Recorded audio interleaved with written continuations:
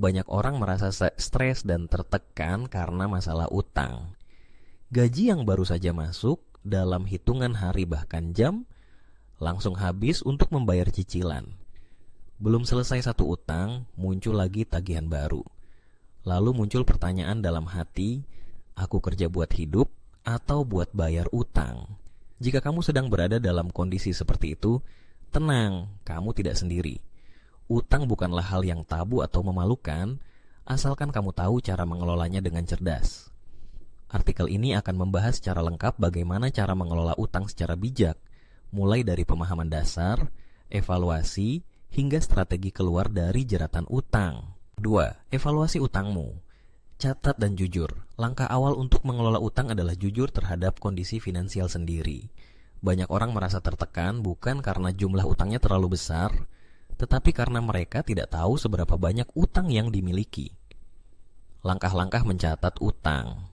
Buat daftar semua utang, nama utang, total sisa, cicilan per bulan, bunga, dan jatuh tempo. Gunakan Excel, Google Sheet, atau aplikasi keuangan. Prioritaskan mana utang yang perlu segera diselesaikan, misalnya bunga besar atau denda tinggi. 3. Tentukan strategi pelunasan. Setelah semua utang tercatat, saatnya menyusun strategi pelunasan. Ada 2 metode populer yang bisa kamu gunakan. Metode snowball. Fokus melunasi utang dengan nilai terkecil lebih dulu. Setelah lunas, pindahkan dananya ke utang berikutnya. Kelebihan, memberikan rasa puas dan motivasi karena bisa melihat progres cepat. Metode avalanche fokus melunasi utang dengan bunga tertinggi terlebih dahulu. Lebih efisien secara finansial karena mengurangi total bunga yang dibayar.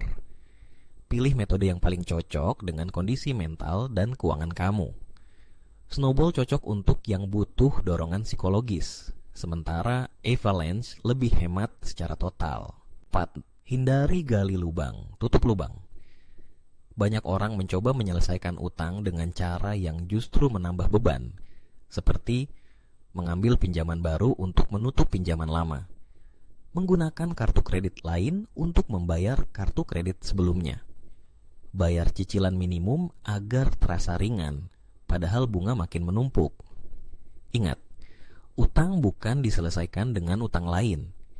Jika kamu terpaksa mengambil pinjaman baru, pastikan tujuannya untuk menyatukan utang, debt consolidation, dengan bunga lebih rendah dan cicilan lebih ringan, bukan menambah beban baru.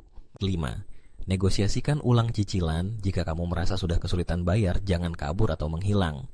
Justru inilah saatnya kamu bersikap proaktif dan hubungi pemberi pinjaman. Beberapa opsi yang bisa kamu ajukan: restrukturisasi pinjaman, perpanjang tenor agar cicilan lebih ringan, penundaan pembayaran beberapa bulan, grace period, penghapusan bunga atau denda, tergantung kebijakan lembaga. Inisiatif dari kamu sendiri akan menunjukkan itikat baik, dan sebagian besar lembaga keuangan menghargai itu. Lebih baik jujur dan berusaha daripada lari dari masalah. 6. Tambah penghasilan. Jangan hanya potong pengeluaran. Memotong pengeluaran itu penting, tapi hanya sampai batas tertentu. Untuk keluar dari jerat utang, kamu juga perlu menambah pemasukan. Beberapa ide: jual barang bekas yang tidak terpakai, ambil pekerjaan sampingan, freelance, ojek online, asisten virtual, buka usaha kecil, misalnya jual makanan, jasa desain, atau dropship. Punya 2 sumber penghasilan atau lebih akan sangat membantu mempercepat pelunasan utang. 7. Bangun dana darurat.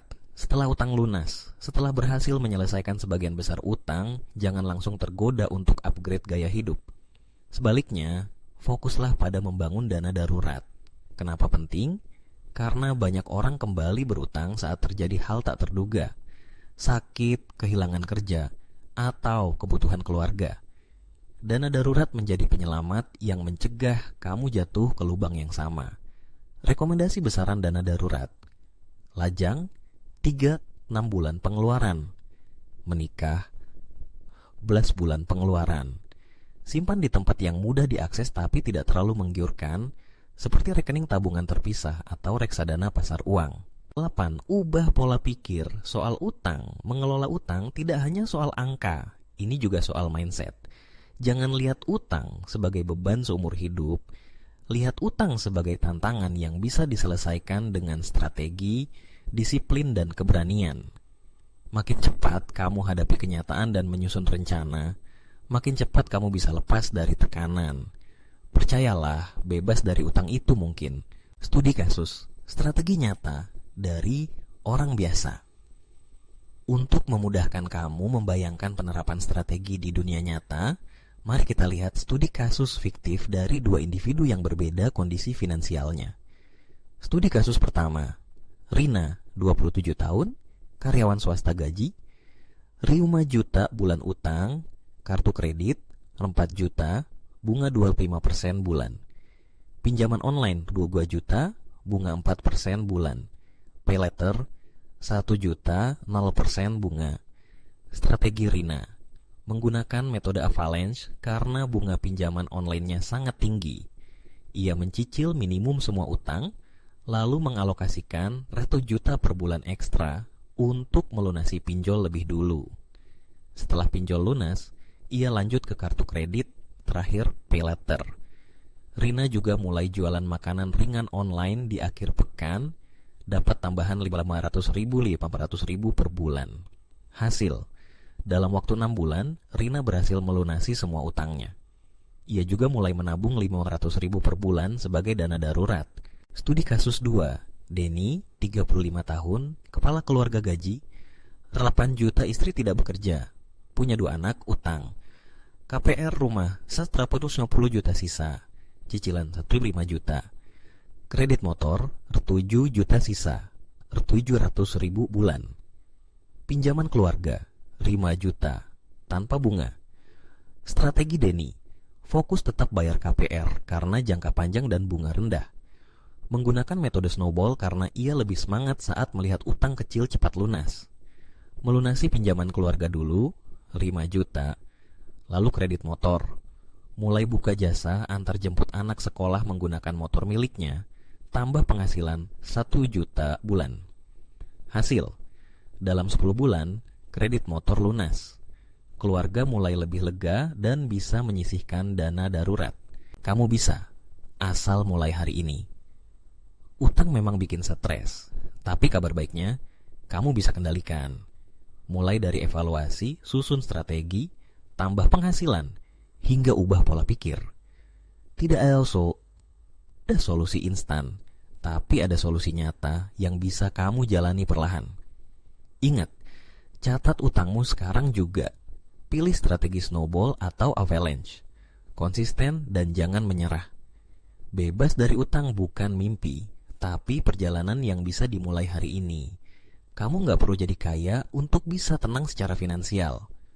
Kamu hanya perlu jadi lebih sadar, terencana, dan disiplin.